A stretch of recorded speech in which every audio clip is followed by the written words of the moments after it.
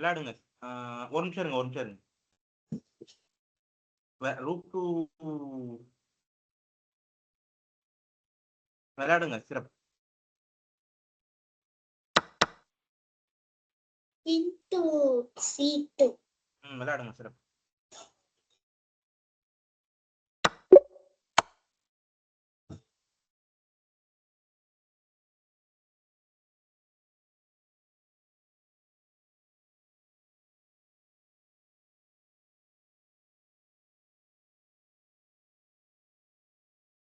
into C6.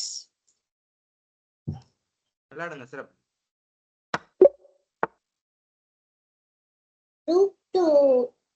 root 2 E1.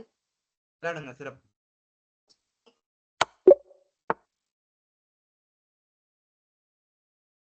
on to C4.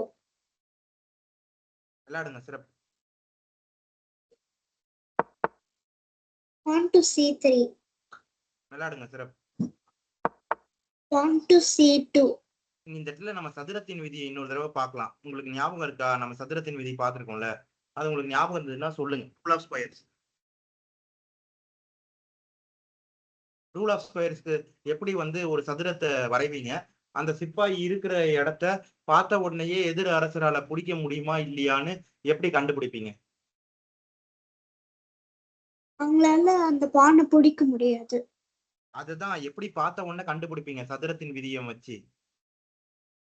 சதுரத்தின் விதிப்படி இப்ப இந்த இடத்துல ஒரு சதுரம் வரையணும்னா காட்சிப்படுத்தி பார்த்து ஒரு சதுரம் விர்ச்சுவலா ஒரு ஸ்கொயர் வரையணும்னா அந்த ஸ்கொயர் எங்க இருந்து எங்க வரும்? அந்த சதுரத்தோட நாலு ஓரங்கள் புள்ளி எதெல்லாம் வரும்? H1 வராதுமா. இப்ப இந்த C3ல இருக்கிற சிப்பாய் தான் போய் அரசி ஆக போகுது இல்லையா? அப்ப அந்த சிப்பாய் எந்த சதுரத்துல போய் அரசி ஆக போகுது? C1. அப்ப C1 வரைக்கும் ஒரு கோடு வரைஞ்சுக்கிறோம்.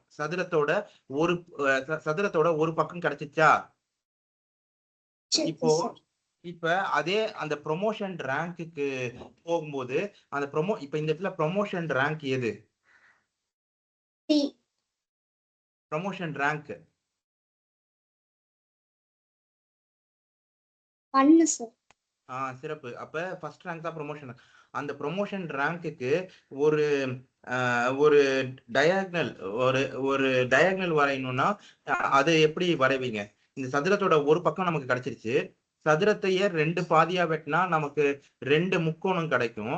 அந்த மாதிரி இப்ப சதுரத்தோட ஒரு டயகனல் வந்து வரையணும்னா ப்ரொமோஷன் ஸ்கொயருக்கு எங்க வரைவீங்க? A1. சிறப்பு. இப்ப அந்த சதுரத்தோட டயகனல் கிடைச்சிருச்சு. அப்ப திரும்பவும் வந்து E1ல இருந்து C1 சதுரத்தோட இன்னொரு ஒரு பக்கம் கிடைச்சிருச்சா? கிடைச்சது சார். C1ல இருந்து C3 சதுரத்தோட இன்னொரு பக்கம் கிடைச்சிருச்சா?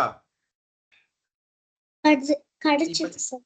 இப்ப இத சதுரமா வரையணும்னா சதுரத்தோட மத்த 2 பக்கம் என்ன வரும்?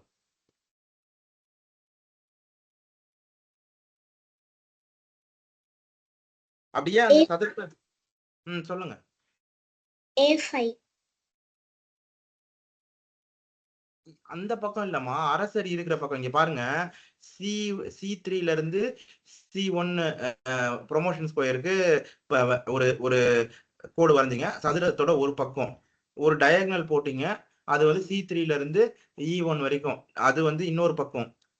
அந்த டயகனல், அதாவது ஒரு டயகனல். திரும்பவும் அந்த சதுரத்தை நம்ம முடிக்கணும்னா சிப்பாய் எந்த சதுரத்துல இருக்கிறாங்களோ அந்த இடத்துல கொண்டு வந்து முடிக்கணும். அப்ப அப்படி முடிக்கணும்னா எப்படி வந்து ஒரு 2 கோடு வரைவீங்க? வரைஞ்சா சிப்பாய் இருக்கிற இடத்துல முடியும்.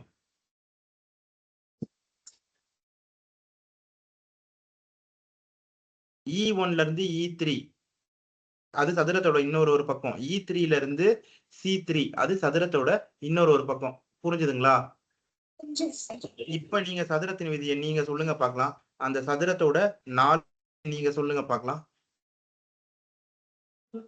Pawn C1. அப்புறம் Pawn A1. A1 E1. சரி, சிறப்பு. சதுரத்தோட டயகனல். அப்புறம்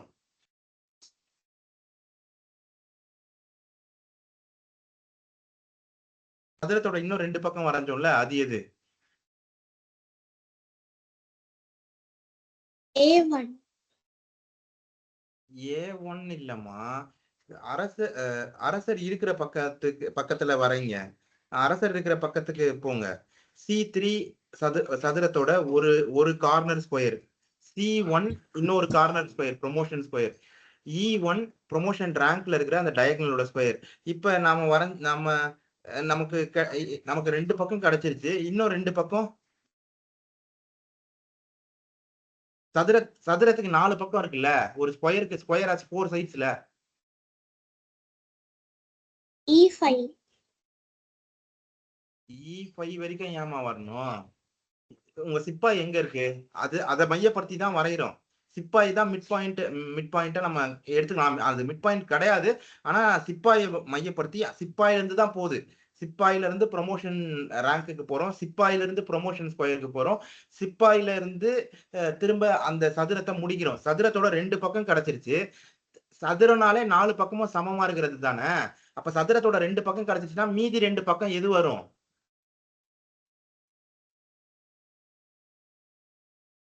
Pawn A3. அரசர், அவங்க எதிர் அரசர் எங்க இருக்காரு?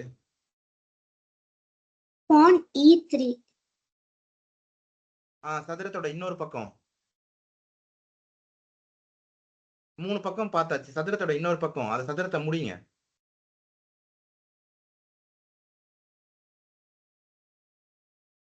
C3ல இருந்து C1, C1ல இருந்து E1, E1ல இருந்து E3, அதுக்கப்புறம் E3ல இருந்து சிப்பாய் இருக்கிற இடத்துக்கு வாங்க. அதானே சதுரத்தை முடிக்கிறது ஆகும். அப்பதானே அப்பதானே 4 பக்கமும் சதுரத்தோட 4 பக்கமும் கிடைக்கும். அப்ப E3ல இருந்து எங்க வரும்?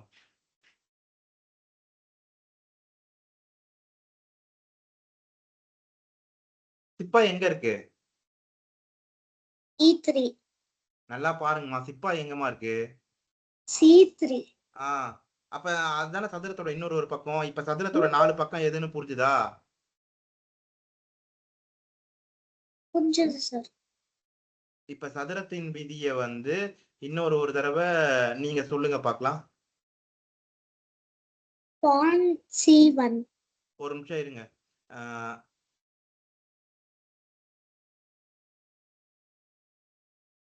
ஹாய் ஆஷிஷ், இங்க பாருங்க. நாங்க சதுரத்தின் விதி பார்த்திருக்கோம். இப்ப லேக்கா ஒரு தடவை உங்களுக்கு சதுரத்தின் விதினா என்னன்னு சொல்லுவாங்க. உங்களுக்கு புரியுதான்னு சொல்லுங்க. சொல்லுங்க. Pawn C1. முதல்ல சதுரத்தின் விதினா என்னது? ரூல் ஆஃப் ஸ்கொயர்ஸ்னா என்னது? அதை சொல்லுங்க.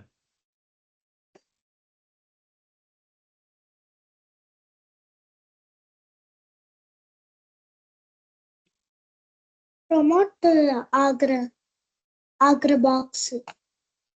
அது ப்ரொமோஷன் ஸ்கொயர். ஒரு ஆஷிஷம் சேர்த்து கவனிச்சுக்கோங்க. ஒரு அரசர், இப்ப நம்ம பார்த்துட்டு இருக்கிறது ஒரு king and pawn end game.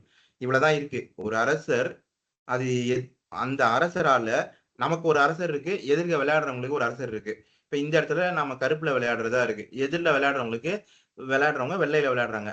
வெள்ளையில இருக்கிற அந்த அரசரால கருப்புல விளையாடுறவங்களோட, அது இந்த இடத்துல நாம அந்த சிப்பாய பிடிக்க முடியுமா முடியாதான்றத பார்த்த உடனே கணக்கிட்டு கண்டுபிடிக்கிறது தான் சதுரத்தின் விதி. புரிஞ்சுதுங்களா? புரிஞ்சது சார். இப்ப சதுரத்தின் விதியை ஒரு தடவை தெளிவா சொல்லுங்க. ஆஷிஷ், புரியுதான்னு சொல்லுங்க.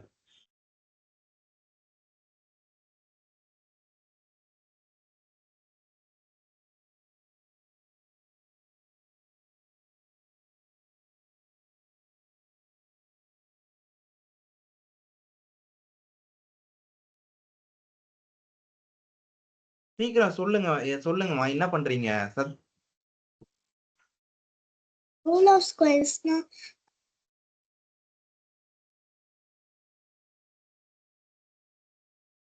அந்த கிங் பானை பிடிக்க முடியாது.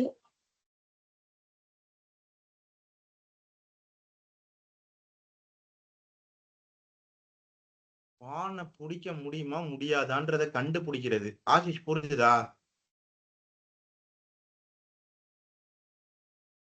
மியூட்ல இருக்கு பாருங்க, அன்மியூட் பண்ணிக்கோங்க. புரிஞ்சுதான்னு சொல்லுங்க. புரியுது மாஸ்டர். நான் இன்னொரு தடவை சொல்றேன், தெளிவா புரியுதான்னு சொல்லுங்க. சதுரத்தின் விதி ரூல் ஆஃப் ஸ்கொயர்ஸ்னா ஒரு சிப்பாய பார்த்த உடனே அந்த சிப்பாய எதிர்க்க இருக்க அவங்க அரசரால பிடிக்க முடியுதா பிடிக்க முடியலையான்றத பார்த்த உடனே கண்டுபிடிக்கிறது தான் சதுரத்தின் விதி. புரியுதா? இப்ப அந்த சதுரத்தின் விதியை எப்படி நம்ம கணக்கிட்டுறோம்னா விர்ச்சுவலா, அதாவது மனக்கண்ல நீங்களே தான் வரைஞ்சிக்கணும். அதை என்னால சொல்லதான் சொல்லி புரிய வைக்க முடியும். நீங்களே தான் வரைஞ்சிக்கணும். சரியா? விர்ச்சுவலா ஒரு சிப்பாய் ப்ரொமோஷன் ஸ்கொயரை நோக்கி போகுது. அந்த சிப்பாய் அரசியா மாற போகுது. அரசியா எங்க போய் மாற போதோ அதுக்கு பேரு ப்ரொமோஷன் ஸ்கொயர். அந்த ப்ரொமோஷன் ஸ்கொயருக்கு முதல்ல ஒரு கோடை வரையணும். இது வரைக்கும் புரிஞ்சுதா? இப்ப இந்த சிப்பாய் C3ல இருக்கு. C3ல இருந்து ஒரு கோடை வரைஞ்சா ப்ரொமோஷன் ஸ்கொயருக்கு அது எங்க போகுது? C1க்கு போதா? அது சதுரத்தோட ஒரு பக்கம். ஒரு சதுரன்றது 4 பக்கத்தை கொண்டது. ஈக்குவல் 4 பக்கமும் சமமா இருக்கும். 4 சைட்ஸ் ஆஃப் த ஸ்கொயரும் சமமா இருக்கும்.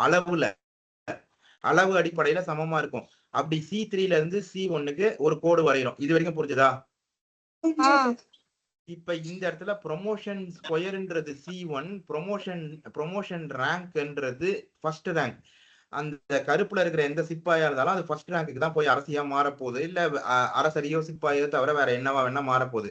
அப்ப C3ல இருக்கிற அந்த சிப்பாய ஒரு டயாக்னல் நம்ம வரையணும். ப்ரொமோஷன் ரேங்க்குக்கு ஒரு டயாக்னல். ஒரு சதுரத்தை 2 பாதியா நம்ம வெட்டணும்னா நமக்கு 2 முக்கோணம் கிடைக்கும். 2 ட்ரையாங்கிள்ஸ் வந்து கிடைக்கும் வித் 3 சைட்ஸ். அதுக்குள்ள நம்ம ரொம்ப ஆழமா போக வேணாம். ஆனா இப்போதைக்கு இது வரைக்கும் நீங்க புரிஞ்சுக்கிட்டீங்கன்னா போதும். C3ல இருந்து ஒரு டயகனல் வரைஞ்சோம் அப்படின்னா அரசர் இருக்கிற பக்கமா அந்த டயகனல் வரையணும். ப்ரொமோஷன் ஸ்கொயர் ஃபர்ஸ்ட் ரேங்க்ல தான் இருக்கு. இன்னொரு டயகனலை A1 வரைக்கும் கூட வரைய முடியும். ஆனா நம்ம அப்படி வரையக்கூடாது. நம்ம உருவாக்குற அந்த சதுரம் அரசர் எந்த பக்கம் இருக்கிறாங்களோ அந்த பக்கத்தை நோக்கி வந்து வரையணும். இது வரைக்கும் புரிஞ்சுதா?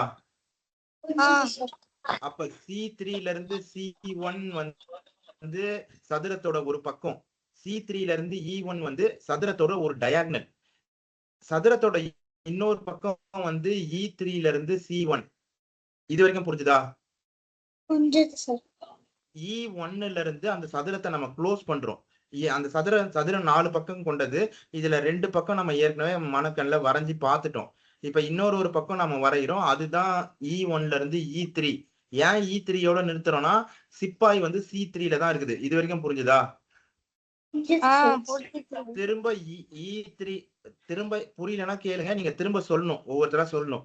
திரும்ப E3ல இருந்து C3க்கு ஒரு கோடு வரைகிறோம். இப்ப அந்த சதுரம் முழுமை பெற்றுடுச்சு. சதுரத்தோட 4 பக்கமும் வந்துருச்சு. 4 கார்னர்ஸ் ஆஃப் த ஸ்கொயர் வந்து C3, C1, E1, E3. இப்ப நமக்கு ஒரு சதுரம் கிடைச்சிருக்கு. இது வரைக்கும் புரிஞ்சுதா? இந்த சதுரத்துக்கு உள்ள அந்த அரசர் இருந்தார்னா அந்த அரசரால நம்ம சிப்பாய புடிச்சிட முடியும். இது நீங்க சதுரங்க பலகையில ஒரு அரசரையும் ஒரு சிப்பாயையும் எங்க வேணா வச்சு பாத்தீங்கன்னாலும் பொருந்தும். தப்பே ஆகாது. வேணும்னா நீங்க வந்து வச்சு பார்த்து அதை உறுதிப்படுத்தலாம். எங்க வச்சீங்கனாலும், கருப்புக்கு வச்சீங்கனாலும் பொருந்தும். வெள்ளையில விளையாடும் போது வெள்ளைக்கு வச்சு கருப்புக்கு பாத்தீங்கன்னாலும் பொருந்தும். புரிஞ்சுதுங்களா? இப்போ முதல்ல சதுரத்தின் விதினா என்னன்னு ஒரு தடவை லேக்கா சொல்லுங்க. அதுக்கப்புறம் ஆசிஷ் சொல்லுங்க. பார்த்த உடனே கிங்களால பானை பிடிக்க முடியாது. அதுதான் ரூல் ஆஃப் ஸ்கொயர்ஸ். பிடிக்க முடியாதுன்னு கிடையாது. பிடிக்க முடியுமா முடியாதான்றத கண்டுபிடிக்கிறது தான் சதுரத்தின் விதி. சரியா? இப்ப சதுரத்தின் விதியை எப்படி நீங்க பார்த்த உடனே கண்டுபிடிப்பீங்க? பார்த்த உடனே அதை எப்படி கணக்கிடுவீங்கன்றத சொல்லுங்க. எப்படி ஒரு சதுரத்தை உருவாக்குவீங்க? உருவாக்கி அந்த அரசரால அந்த சிப்பாயை பிடிக்க முடியுமா முடியாதான்றத பார்த்த உடனே எப்படி கண்டுபிடிப்பீங்க? மனக்கண்ல பார்த்த உடனே எப்படி கண்டுபிடிப்பீங்க? பான் C1, பான் E1, பான் E3, பான் C3. சரியா? அப்ப இந்த சதுரத்தோட 4 கார்னர்ஸ் ஆஃப் த ஸ்கொயர் என்னது? இந்த சதுரத்துக்கு உள்ள மொத்தமா 9 சதுரங்கள் இருக்கு. நாம வரைஞ்ச பெரிய சதுரத்துக்கு உள்ள 9 சதுரங்கள் இருக்கு. ரூபிக்ஸ் கியூப் மாதிரி இல்ல அது மாதிரி வேற மத்த இது. நாம இப்ப வரைஞ்ச ஒரு சதுரத்துக்குள்ள 9 சதுரங்கள் இருக்கு. அதுக்குள்ள நாம போக தேவையில்ல. ஆனா இப்ப இந்த 4 கார்னர்ஸ் ஆஃப் த ஸ்கொயர் என்னது? சதுரத்தோட 4 பக்கம். Four sides of the square என்ன சொல்லுங்க, 4 கார்னர்ஸ் என்னன்னு சொல்லுங்க. C1 சிறப்பு. அப்புறம் E1 சிறப்பு. அப்புறம் E3 அப்புறம் C3 இப்ப இந்த சதுரத்துக்குள்ள எதிர் அரசர் இருக்காரா?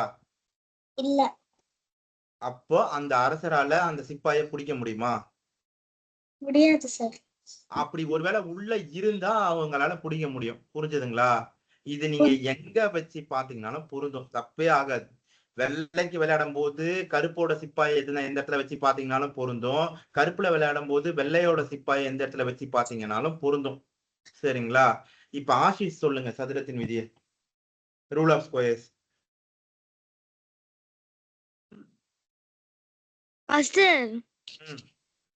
நம்ம கிங் உங்க கிங் F3 இல்லனா பான் அப்பதான் C2C3 வருதுன்னா அவங்க கிங் E3 அவங்க பான் C2 கிங் D2 அவங்க ப்ரமோட் பண்ணா எடுத்துட்டா டிரா. நம்ம அவங்களோட பான் எடுத்தா டிரா ஆயிடும். எப்பா நான் சதுரத்தின் விதினா என்னன்னு கேட்டேன், நீங்க வேற என்னவோ சொல்றீங்க. இப்ப லேக்கா சொன்னாங்கல்ல சதுரத்தின் விதினா என்னன்னு சொன்னாங்கல்ல, அத சொல்லுங்க. ரூல் ஆஃப் ஸ்கொயர்ஸ்னா என்னது, சதுரத்தின் விதினா என்னது, இப்ப நம்ம பார்த்தோம்ல.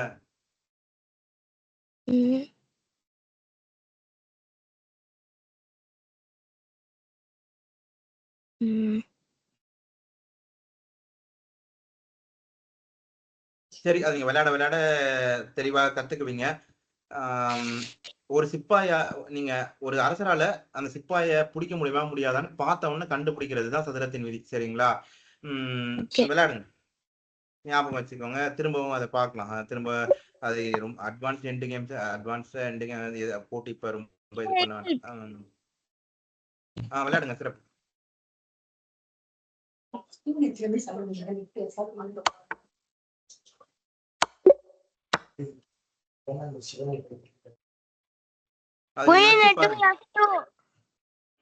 விளையாடுங்க. சிறப்பு. நீங்க அதை வச்சு பாருங்க, சதுரங்க பலகையில நேர்ல வச்சு பாருங்க. விளையாடுங்க. சிறப்பு.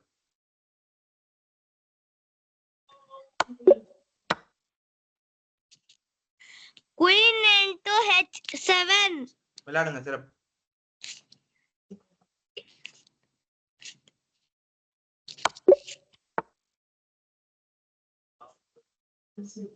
Queen to F7.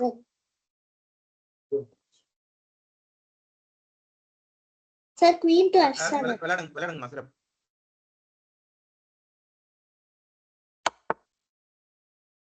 Queen F8. Rook into F8. விளையாடுங்க. சிறப்பு. Bishop G3. விளையாடுங்க. சிறப்பு. ஒரு single diagonal mate, initial check மேட்ஸும் இந்த மாதிரி ஒரு சிலது வரும். அரசருக்கான பாதுகாப்பை நம்ம உறுதிப்படுத்தலைன்னா வரக்கூடிய பிரச்சனைகள் இது எல்லாமே. Rook F6. எந்த யானை? 2 யானையுமே F6 போறதுக்கான வாய்ப்பு இருக்குல்ல. Rook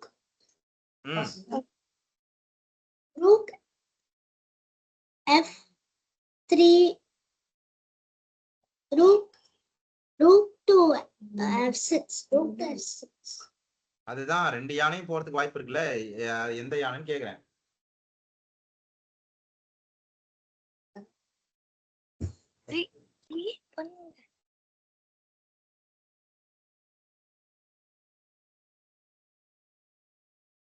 ரெண்டு யானையுமே F6 போறதுக்கான வாய்ப்பு இருக்கு.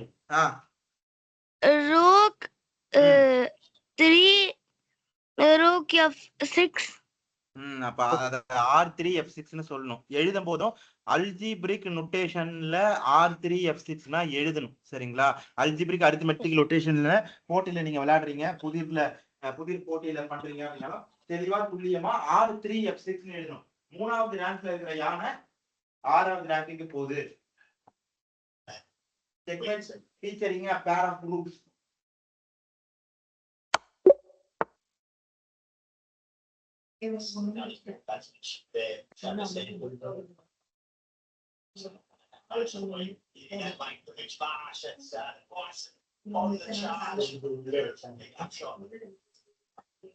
Pawn to b4.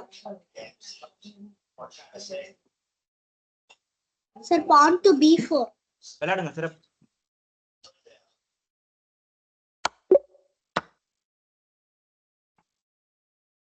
Queen to d6. விளையாடுங்க சிறப்பு. சார் அவங்க சொன்னது கேட்கல. Queen to d6.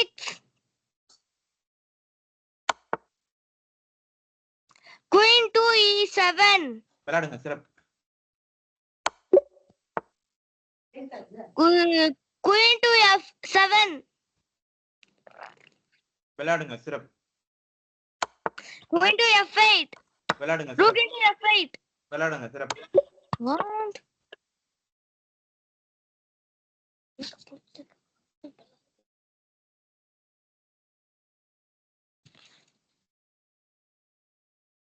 விதிமுறைப்படி யோசிச்சீங்கன்னாலும் இந்த புதிரை கண்டுபிடிச்சிடலாம். Rook h8. தியாகம் தான் உன்னை உயர்த்தும் அப்படின்னு நீங்க ஆனீங்கனாலும் இதை கண்டுபிடிச்சிடலாம். கண்டுபிடிச்சிட்டீங்க. ரூக் டு h8 சிறப்பு. விளையாடுவீங்க.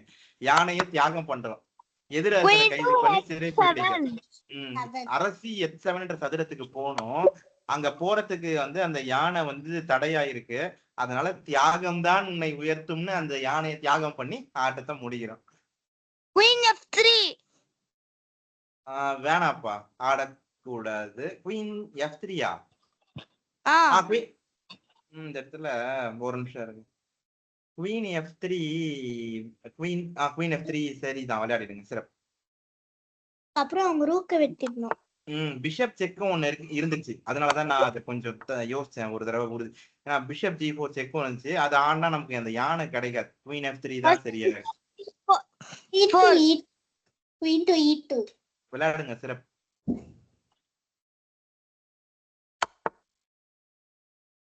Queen to c2. விளையாடுங்க சிறப்பு. ஒரு 5 நிமிடத்துக்குள்ள டக்குன்னு ஒரு 25க்குள்ள போயிட்டா புதிரை முடிச்சுட்டு நம்ம போட்டி இருந்தா போட்டி வெளியே விளையாடுங்க. பாப்போம். டெய்லியும் இருக்கும் மாஸ்டர். என்ன ஆஷிஷ்? போட்டி டெய்லியும் இருக்கும். இருக்கு, தினம் இருக்கு. நமக்கு இந்த நேரத்துல இருக்கான்றது தானே நாம பாக்கணும். அதாவது நாட்டாவ படத்துல கவுண்டவனையே செந்தில இருப்பாங்கல்ல, செந்தில் சொன்னால அத்தனை ஏக்கர் இருக்கு, இத்தனை ஏக்கர் இருக்குது. உனக்கு இருக்குதான்றது இந்த நேரத்துல இருந்தாதான் நாம விளையாடுறது. இருந்தா விளையாடலாம், சந்தோஷம்தான். பாக்கலாம், இருந்தா விளையாடுங்க. போட்டிலையும் முதல் இடத்துக்கு வர்றதுக்கு நாம முயற்சிக்கலாம். பேக்கப் ஃபயர் நான் கொடுக்குறேன்ப்பா, கவலைப்படாதீங்க. ஓகே.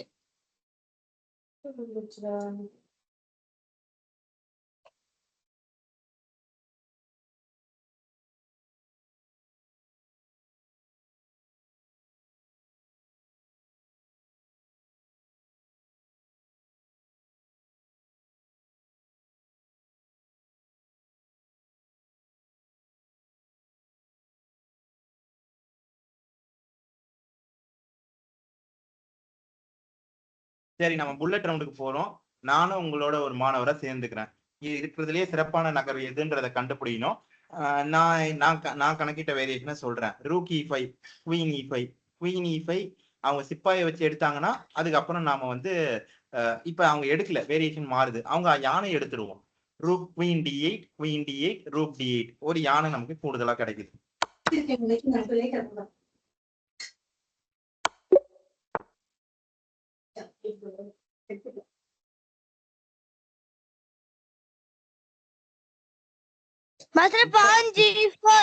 சிப்பாயை நகர்த்தி கொண்டு போய் அரசியாக்கிடுவோம். அவ்வளவுதான்.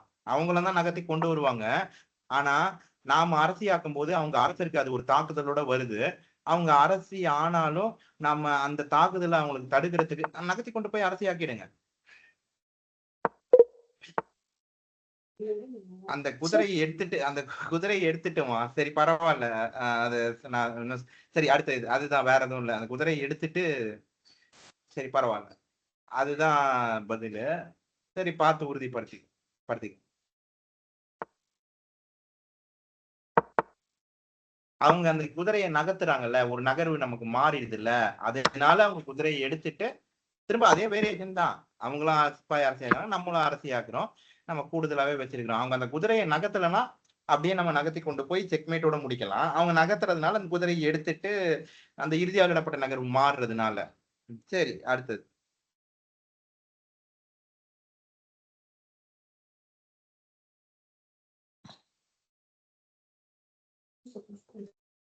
R1F6. அது இல்ல, R1ன்னு சொன்னனே, ரூக்கு ஃபர்ஸ்ட் ரேங்க்ல இருக்கிறது F6. R7. 7. சிறப்பு, ஆடுங்க. Pawn H3. விளையாடுங்க, அதை விட சிறப்பான நகர் எதுவும் இல்ல. Rook F3.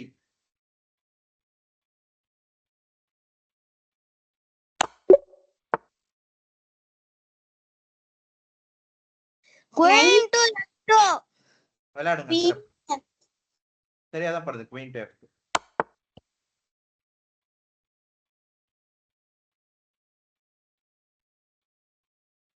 knight to G3. விளையாடுங்க, சிறப்பு. அவங்க சிப்பாயை வச்சு இரு அவசரப்படாத. அரசியை வச்சு எடுக்கக்கூடாது. அரசியை வச்சு எடுத்தா தப்பு. சிப்பாயை வச்சுதான் எடுக்கணும். சிப்பாயை வச்சு எடுத்தாதான் மறைமுகமா இருந்த தாக்குதல் எதிர அரசருக்கு நேரடியா நம்ம யானையை வச்சு வருது. இது நம்ம ஏற்கனவே பார்த்த மாதிரியானது. ஒண்ணு எளிதுதான், கண்டுபிடிச்சிருவீங்கன்னு நினைக்கிறேன். சொல்லுங்க பாக்க. ஆரம்பத்திலேயே வர ஒரு இனிஷியல் செக்மேட். அரசரோட டயகனலை பாதுகாக்காததுனால வரது. bishop to D2. அது பொருத்தமான தாக்குதல் இல்லம்மா.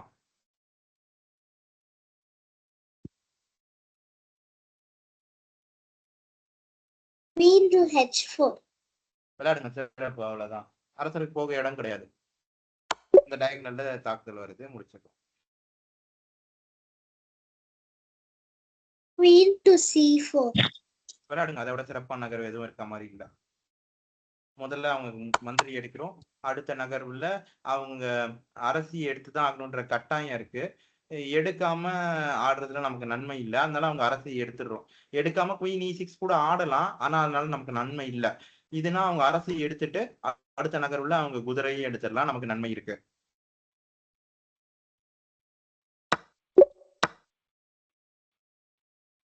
queen to F3.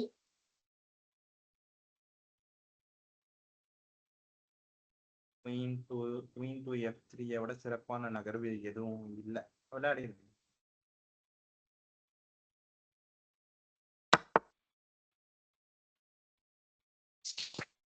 அவங்க மந்திரி எடுத்துருங்க. சார் பிஷப் நம்ம சிப்பாய் வச்சு அவங்க மந்திரி எடுத்துருங்க. சரி, நீங்க 2 பேரும் விளையாட.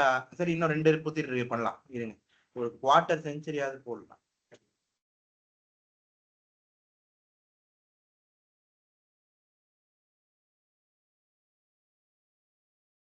சரி, முதல் நகர்வு பிஷப் டு E3 ஆடிடுவோம். அப்ப அவங்க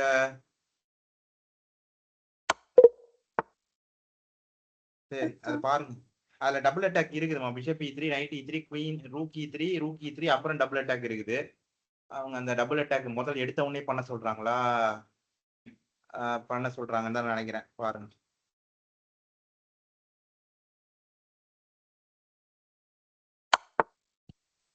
ஆனா இந்த இடத்துல எடுத்துதான் அவங்க நகர்த்தி தான் இல்ல. இந்த இடத்துல ஒரு நகர்வு பின்னாடி போங்களேன். அது பின்ல இருக்கு, அதனால எடுக்க முடியாது. சரிதான். அவங்க எடுத்த உடனே பண்ண சொல்றாங்க. நான் பார்த்த வேரியேஷன் என்னன்னா பிஷப் D3. இது நம்ம சொன்ன வேரியேஷனும் ஆடலாம், ஒன்றும் தப்பெல்லாம் கிடையாது. இப்ப இங்க ஆடுறோம்ல, பிஷப் D3க்கு ஒண்ணு நைட் D3 ஆடணும், இல்லைன்னா குயின் D3 ஆடணும். ஆனா அந்த இடத்துல ஒரு பிரச்சனை இருக்கு. நைட் D3 ஆடினதுக்கு பிறகு அவங்க நைட் D3 ஆடிட்டா நம்மளால இல்லம்மா பண்ணலாம். ஆனா நான் பார்த்த வேரியேஷன் சொல்றேன் பாருங்க. ஆனா அது ஈக்குவலா தான் போகும், சமமா தான் போகும், நமக்கு கூடுதலா எதுவும் இருக்காது. சரி, திரும்ப புதிரே போயிடுங்க.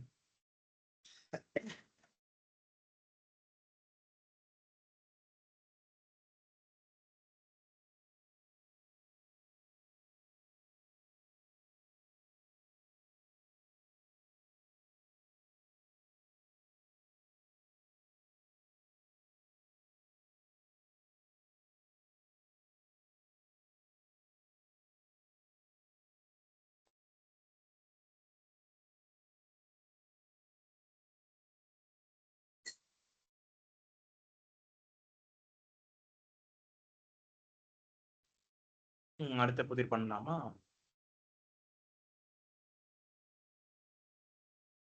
அவங்க முதல் நகர்வுல அவங்க மந்திரி எடுத்துருவோமா, அவங்க அரசியை வச்சுதான் எடுத்தாகணும். அதுக்கு அடுத்த நகர்வுல C5 விளையாடி இருமுனை தாக்குதல் பண்ணிடலாம். முதல் நகர்வுலயே அதை பண்ணோம்னா அவங்க நம்ம மந்திரி எடுத்துருவாங்க, அதுக்கப்புறம் இருமுனை தாக்குதல் பண்ண முடியாம போயிடும். அவங்க குதிரை எடுத்துருங்க.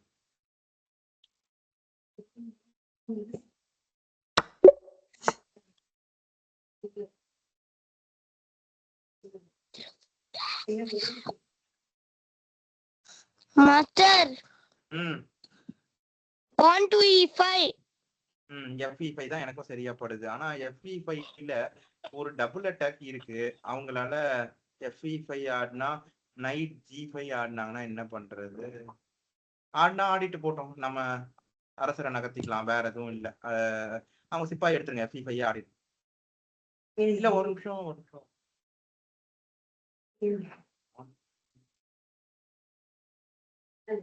C3 ஆடினாலும் தான் நமக்கு கிடைக்கும், C3 விளையாடினாலும் தான் அந்த யானை கிடைக்கும்.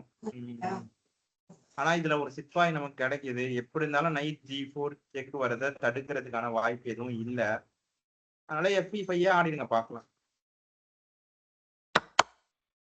அந்த செக் வருது. இப்ப அரசரை மேல நகர்த்திடுவோம். King F4. இருங்க ஒரு நிமிஷம்.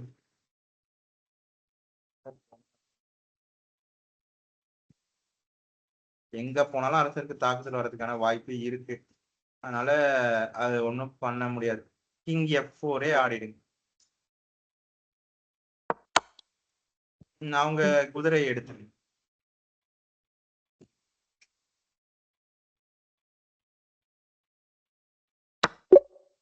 சிறப்பு.